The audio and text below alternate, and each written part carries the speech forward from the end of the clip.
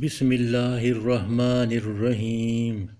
مکہ مکرمہ یمن اور شام کے قریباً وسط میں صحرائے عرب کے بیچ پیغمبر اسلام کی جائے پیدائش مکہ مکرمہ واقع ہے۔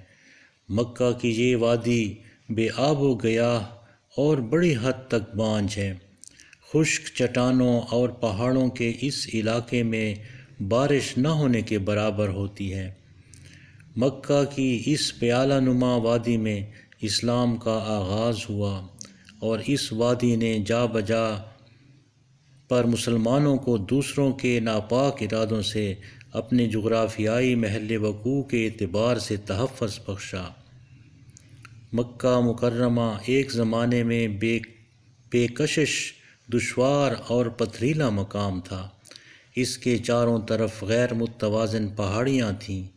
میلوں تک پہاڑوں کے خشک سلسلے اور حد نگاہ تک پھیلے پیاسے صحراؤں میں سکون کی گھڑی محال تھی۔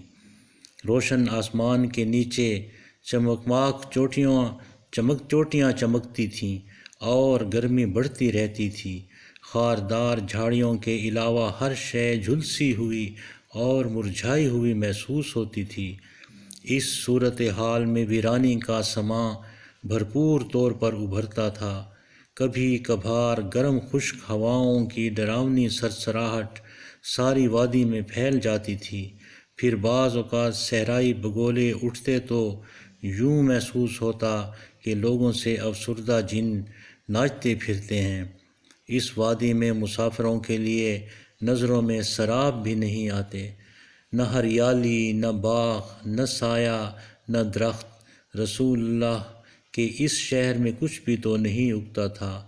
صرف اس وادی کی رات ہی سورج کی تمازت سے محفوظ رکھتی تھی۔ سارا مکہ شہر اپنے گرد و نواح کے رنگ میں رنگا ہوا تھا۔ مٹیالہ، بھورا، پتھریلا۔